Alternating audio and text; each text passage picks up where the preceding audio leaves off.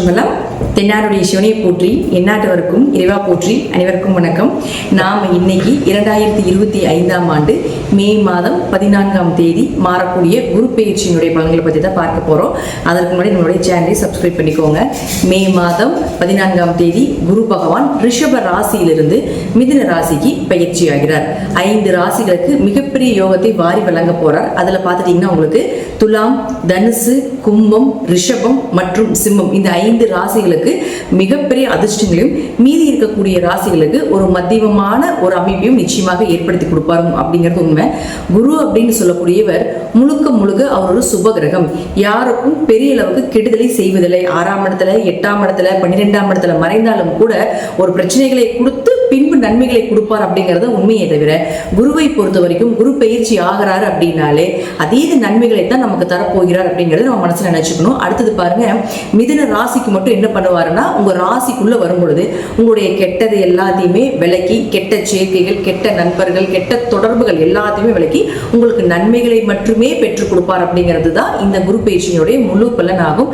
அதே போல குரு ஒரு இடத்துக்கு மாறும் பொழுது அந்த வீட்டினுடைய அந்த கிரக நிலைகள், அது மட்டும் இல்லாம அந்த துறைகள் எல்லாமே புகழடையும், பெயர் வாங்கும். அதே போல அதுல கூடிய திறமைகள் மூலமாக பரிசுகளும் பாராட்டுகளும் கிடைக்கும் அப்படிங்கறத பாத்துக்கலாம்.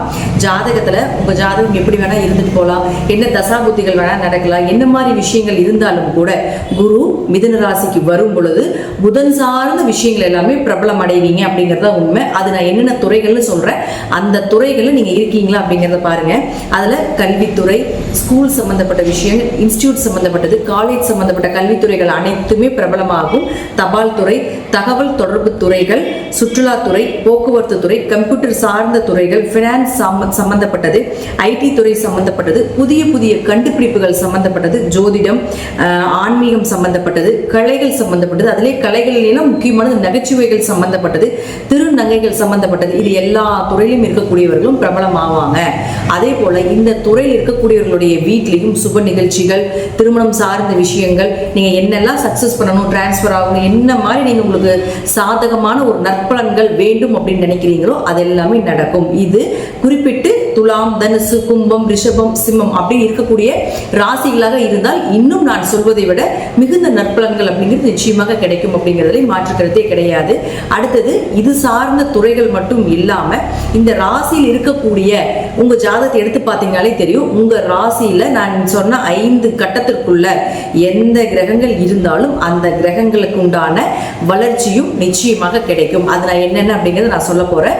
இப்போ முதல்ல குரு ஒரு இடத்தில் இருந்தால் என்ன பலன்களை கொடுப்பார், அவர்களுடைய பார்வைக்கு என்ன பலன் அப்படிங்கிறதை பார்க்கலாம். அடுத்தது அந்த கிரக நிலைகளுக்கு என்ன பலன் அப்படிங்கிறதை பார்க்கலாம். நாம எல்லாரும் கேட்டதற்கு இணங்க பரிகார வகுப்பு அப்படிங்கறத நம்ம ஒன்று எடுத்துட்டு இருக்கிறோம். அது கீழே டிஸ்கிரிப்ஷன் பாக்ஸ்ல வாட்ஸ்அப் லிங்க் கொடுத்துருக்கிறோம். இது ரொம்ப எளிமையான விஷயங்கள், பொதுவான பரிகாரங்களாக, வழிபாடுகளாக இல்லாம அனைத்துமே கோவில் வழிபாடுகள், நீங்களே செய்து கொள்ளக்கூடிய ஒரு எளிமையான பரிகார வகுப்பு இது. இதுல 60க்கும் மேற்பட்ட நீங்களே தெரிந்து கொண்டு எளிமையாக செய்யக்கூடிய ஒரு விஷயங்களாக இருக்கும். இது ஜோதிடர்களுக்கு உண்டான சூட்சமமான பரிகார வகுப்பு.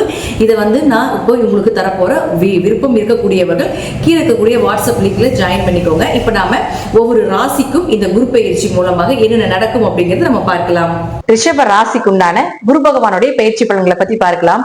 ரிஷப ராசிக்கு குரு பயிற்சி மட்டும் கிடையாதுங்க, சனி பயிற்சி, ராகு கேதுக்கள் பயிற்சி எல்லாமே ரொம்ப சூப்பரா இருக்கக்கூடிய ஒரு வருடம் அப்படிங்கறத நம்ம எடுத்துக்கலாம். இந்த வருடம் பாருங்க, உங்களுடைய ராசிக்கு 2க்கு வர்றார் குரு பகவான். இப்ப ராசிக்குள்ள இருந்தப்ப நல்ல மனிதர்களுடைய தொடர்பு, நல்ல எண்ணங்கள், இதெல்லாமே நிறைய கொடுத்திருப்பாரு. என்னென்ன செய்யணும், அடுத்தது எங்க என்ன பண்ணுனா, என்ன மாதிரி ஒரு ப்ராசஸ் பண்ணுனா உங்களுக்கு வளர்ச்சிகள் கிடைக்கும் அப்படிங்கறது எல்லாமே உங்க ராசிக்குள்ள குரு இருந்தப்ப பண்ணி கொடுத்திருப்பார். இப்போ அவர் அடுத்த இடமாக இருக்கக்கூடிய தனஸ்தானத்துக்கு வரப்போகிறார். அப்போ எப்போ குரு தனஸ்தானத்துக்கு வருதோ அப்ப இருந்து உங்களுக்கு பணமழை பொழிய போகுது. பண வரவு, பொருளாதார வளர்ச்சி, பேச்சுக்கு, உங்களுடைய பேச்சுக்கு ஒரு மரியாதை கிடைப்பது, இப்படிங்கிற எல்லா விஷயங்களும் சொன்னாலும் கூட இதை விட இன்னொரு பிளஸ் என்னன்னு பாத்துட்டீங்கன்னா, மிகப்பெரிய பிளஸ் என்னன்னு பாத்துட்டீங்கன்னா, இது ரிஷபராசி, ரிஷப லக்னம் இருவருக்குமே பொருந்தக்கூடிய ஒரு பலன் என்னன்னா, 8 மற்றும் 11ஆம் அதிபதி ஆகிறார் குரு பகவான். அப்போ எட்டுக்குடையவர் இரண்டாம் வீட்டுக்கு வந்தால் விபரீத ராஜயோகம் வேலை செய்யும். அப்ப எட்டுன்னா யார்? உங்களுக்கு திடீர் பணவரவு, திடீர் அதிர்ஷ்டங்கள், சிறிய உழைப்பில் மூலமாக பெரிய பணவரவை ஏற்படுத்தி கொடுக்கக்கூடியது, பினாமி பணம் வர்றது, பிளாக் மணி சம்பந்தப்பட்டது எல்லாமே, உயில் சொத்து சம்பந்தப்பட்டது எல்லாமே எட்டாம் இடம் தான். மறைமுக பணம் அப்படிங்கிறது, மறைமுக சொத்து, மறைமுகமான புதையல் யோகங்கள் எல்லாமே எட்டாம் இடம் தான். அப்ப அந்த எட்டாம் இடத்து அதிபதி இரண்டாம் வீட்டுக்கு வரார். அப்போ ரிஷபராசிக்கு எட்டுக்குடையவர் மட்டும் கிடையாது, லாபஸ்தான அதிபதி 11ஆம் அதிபதியுமான குரு பகவான் இரண்டாம் வீட்டுக்கு வரும்பொழுது அதீத பண வரவை ஏற்படுத்தி கொடுப்பாரு. பாருங்க, பணம் வர்றதுக்குன்னு ஒரு கட்டங்கள் இருக்கு. அதுல 8, 5, 2, 11 இதெல்லாமே தொடர்பு உண்டு. அப்ப இதுல 3 தொடர்புகள் உண்டு இல்லைங்களா? 8, 11, 2 தொடர்பு வந்தாலே பெரிய பண வரவு அப்படிங்கிறது கிடைத்தே தீரும் அப்படிங்கிறதுல மாற்றம் இல்லை. அப்ப சனியும் பாருங்க 11ஆம் வீட்டுக்கு வந்துருவார். அப்போ 2.5 வருஷம் சனி பகவான் 11ல இருக்கும்போது 2.5 வருஷம் உங்களுக்கு மழை, உங்க காட்டுல மழை தான். 2.5 வருஷம் பணம் மழை, ஏதாவது ஒரு வழியில காசு பணம் சொத்து சேர்க்கை சேர்ந்து கொண்டே இருக்கும். யூஸ் பண்ணிக்கோங்க. இப்ப வரக்கூடிய இந்த விஷயம் அடுத்த 30 வருஷம் கழிச்சு தான் வரும் அப்படிங்கறதை நம்ம எடுத்துக்கலாம். அப்போ கூட இந்த மாதிரி குருவும் அதே போல ராகு கேதுகள் சேரும் அப்படிங்கறத நம்ம சொல்ல முடியாது. இந்த வருடம் வர்றதை பயன்படுத்தி கொள்ளுங்கள் ரிஷப ராசி அன்பர்களே, ரிஷப லக்னக்கார அன்பர்களே. இது உங்களுடைய பரம்பரைக்கே சொத்து சேர்க்கக்கூடிய ஒரு அமைப்பை பெரும் பணமாக வந்து சேரும் அப்படிங்கறதா உண்மை. அதற்குண்டான ப்ராசஸ் எல்லாமே நடந்துகிட்டு இருக்குது அப்படிங்கறதா உண்மை. அதே போல பாருங்க, அடுத்தது இந்த குரு அப்படின்னு சொல்லக்கூடியவர் பொதுவாக இத்தனை விஷயங்களை உங்களுக்கு கொடுத்தாலும் கூட இப்ப உங்க ஜாதகத்தை எடுத்துக்கோங்க. உங்க ஜாதகத்துல இந்த ஸ்கிரீன்ல தெரியற மாதிரி ஸ்டார் போட்டிருக்கக்கூடிய கட்டங்கள்ல என்னென்ன கிரகங்கள் இருக்குதுன்னு பாருங்க. அப்படி அந்த கிரகங்கள் இருந்து விட்டால் நிச்சயமாக நான் சொல்வது நடந்தே தீரும். அப்ப முதல்ல வரக்கூடியது யாருன்னா சுக்கிரன். இந்த சுக்கிரன் யாரு? 1 மற்றும் 6ஆம் அதிபதி. இந்த ஸ்டார் போட்டிருக்கக்கூடிய கட்டங்கள் எங்க இருந்தால் பெயர், புகழ், மதிப்பு, மரியாதை, ஒரு இடத்துல இருந்து இன்னொரு இடம் மாறுதல், டிரான்ஸ்பர் ஆகிறது, ப்ரமோஷன் கிடைப்பது, உயர் பதிவுகள் சார்ந்த விஷயங்கள் உங்களுக்கு சாதகமாக வர்றதுக்கு உண்டான வாய்ப்புகள் இதெல்லாமே ஏற்படுத்தி கொடுப்பார். அடுத்து பாருங்க, கடன் விலகுவது, நோய் விலகுவது. அதே போல பாருங்க, 6ஆம் இடம் அப்படிங்கிறது வம்பு வழக்குகளை சொல்றதுனால அதெல்லாமே விலகுவதற்கு உண்டான வாய்ப்புகள், நல்ல வேலை வாய்ப்புகள், கவர்மெண்ட் எக்ஸாம் எழுதுறது, அதுல நல்ல மார்க் ஸ்கோர் பண்றது, அரசு வேலைகள் இதெல்லாமே ஏற்படுத்தி கொடுத்து விடுவார். அடுத்தது புதன். இந்த புதன் யாரு? 2 மற்றும் 5ஆம் அதிபதி. இங்க இருந்து விட்டால் நிச்சயமாக உங்களுக்கு பண வரவு, பொருளாதார வளர்ச்சி, குல தெய்வத்தினுடைய அனுகிரகம் கிடைப்பது, குடும்ப ஒற்றுமையாக இருக்கிறதுக்கு உண்டான வாய்ப்புகள் இதெல்லாமே ஏற்படுத்தி கொடுத்து விடுவார். தெய்வ கடாட்சமாக இருப்பதற்கு உண்டான வாய்ப்புகள், லட்சுமி கடாட்சம், பண வரவு இதெல்லாமே நிச்சயமாக உண்டு. அதே போல 5ஆம் இடம் அப்படிங்கிறது பாத்தீங்கன்னா அதிர்ஷ்டம் சொல்றோம். அப்ப அதிர்ஷ்டம் பெறுவதற்கு உண்டான வாய்ப்புகள் இதெல்லாமே நிச்சயமாக உண்டு அப்படிங்கிறதுல மாற்றமே கிடையாது. பொதுவா ரிஷபத்துக்கு நல்லா இருக்கு. அதே போல 2, 5 குடையவராக இருக்கக்கூடிய புதனை குரு பார்க்கிறாரான்னு பாத்துக்கோங்க. அப்ப இந்த தொடர்பு எல்லாமே பெரிய பணத்தை கொடுக்கும் அப்படிங்கிறது தான் அமைப்பு. 5ஆம் இடம் அப்படிங்கிறது குடும்ப ஒற்றுமையும் சொல்றதுனால குடும்பம் ஒற்றுமையாக இருக்கிறது, குழந்தைகளுடைய தேவைகளை பூர்த்தி செய்யறதுக்கு உண்டான வாய்ப்பு இதெல்லாமே ஏற்படுத்தி கொடுத்து விடுவார். அடுத்தது பாருங்க, உங்களுக்கு சூரியன். இந்த சூரியன் அப்படின்னு சொல்லக்கூடியவர் பாருங்க, இந்த ஸ்டார் போட்டிருக்கக்கூடிய கட்டங்கள் எங்க இருந்து விட்டாலும் சரி கண்டிப்பாக உங்களுக்கு வீடு, மனை, சொத்துக்கள், வண்டி, வாகன யோகங்கள் இதெல்லாமே ஏற்படுத்தி கொடுத்து விடுவார். புதிய வீடு வாங்குறது, புதுசா சொத்துக்கள் வாங்குறது, தாயினுடைய சொத்துக்கள் கிடைப்பது, தாயின் மூலமாக ஏதாவது ஒரு வழியில் உங்களுக்கு உதவிகள் கிடைப்பது, இதுக்கு எல்லாமே உங்களுக்கு இந்த குரு மூலமாக பாக்கியங்கள் கிடைத்தே தீரும். பொதுவா குரு சூரியனை பார்த்தால் சிவராஜ யோகம்னு சொல்லுவோம். இது ஜாதகத்துல இருந்தாலும் உங்களுக்கு கோவில் கட்டுறது, சிவன் கோயில் கட்டுறதுக்கு உண்டான வாய்ப்புகள், கோவில் கட்டுமான பணிக்கு உதவுவது, அல்லது கடைசிக்கு சிவன் கோயில் போய் அன்னதானம் பண்றதுக்கு உண்டான ஒரு கைங்கரியம் செய்யறதுக்கு உண்டான வாய்ப்பு கூட நிச்சயமாக ஏற்படுத்தி கொடுப்பார். அடுத்தது செவ்வாய். இந்த செவ்வாய் அப்படிங்கிறவர் உங்களுக்கு 7 மற்றும் 12ஆம் அதிபதியானவர். இந்த ஸ்டார் போட்டிருக்கக்கூடிய கட்டத்தில் இருந்து விட்டால் பொதுவான குரு செவ்வாயை பார்த்தால் குரு மங்கள யோகம்னு சொல்லுவோம். இது எப்படி வேலை செய்யும் அப்படின்னு பாத்தீங்கன்னா, வண்டி வாகனங்கள் வாங்குறது, அதே போல இடம் வாங்குறது, சொத்துக்கள் வாங்குறது தான் செவ்வாய் தான் வந்து அசட் வாங்குறது எல்லாமே. அப்போ அவரே வந்து உங்களுக்கு 7, 12ஆம் அதிபதி ஆகிறதால திருமணம் கைகூடி வரும். எதிர்பார்த்த வரன் எதிர்பார்த்த இடத்துல எதிர்பார்த்த நேரத்துல நடப்பதற்கு உண்டான வாய்ப்புகள். ரொம்ப வருஷமா வந்து இந்த ரிஷபத்துக்கெல்லாம் இந்த அஷ்டமச்சனி கண்டச்சனில ரொம்ப பிரச்சனைகள் வந்திருக்கும். அப்போ திருமணம் எல்லாம் தள்ளி போய் ரொம்ப வருஷமா கல்யாணமே இல்லாம இருக்கீங்க அப்படின்னு இருந்தாலும் கூட திருமணம் நடப்பதற்கு உண்டான வாய்ப்புகள், வியாபாரம் செழிப்பாக இருக்கிறது, பார்ட்னருக்குள்ள இருந்து வந்த கருத்து வேறுபாடுகள் விலகி தொழில் நல்லா இருக்கிறதுக்கு உண்டான அமைப்பு இதெல்லாமே ஏற்படுத்தி கொடுப்பார்.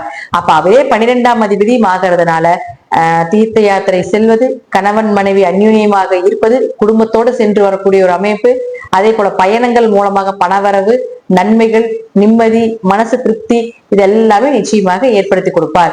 12ஆம் இடங்கிறது இம்போர்ட் எக்ஸ்போர்ட் பிசினஸ் சொல்றதுனாலும், வெளிநாடு வெளியூர் பயணங்களை சொல்றதுனாலும், வெளிநாடு வேலைக்கு போறது, இம்போர்ட் எக்ஸ்போர்ட் பிசினஸ் பண்றது, இது போல சில விஷயங்களையும் நிச்சயமாக ஏற்படுத்தி கொடுத்து விடுவார். அடுத்தது உங்களுக்கு சனி பகவான். இந்த சனி பகவான் யாரு? உங்களுடைய ராசிக்கு 9 மற்றும் 10ஆம் அதிபதி. இந்த சனியை குரு பார்த்தால் பிரம்மகத்தி தோஷம்னு சொல்லுவோம். அப்ப யாராவது ஒரு ஜாதகத்துல பிரம்மகத்தி தோஷம் இருக்கு அப்படின்னா இந்த காலகட்டங்களை நீங்க செய்யக்கூடிய இந்த வழிபாடுகள் பல மடங்கான வெற்றிகளை கொடுத்தே தீரும். உங்களுடைய தோஷத்தை நிவர்த்தி செய்தே கொடுக்கும் அப்படிங்கிற அமைப்பு உண்டு.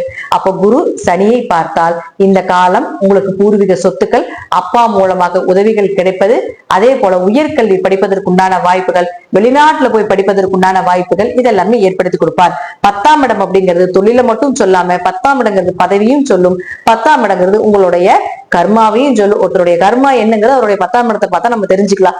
அப்போ இதன் மூலமாக குரு சனியை தொடர்பு ஏற்படுத்தி கொண்டால் நிச்சயமாக உங்களுடைய கர்மாவை கழிப்பதற்குண்டான ஒரு வாய்ப்பை ஏற்படுத்தி கொடுப்பார்.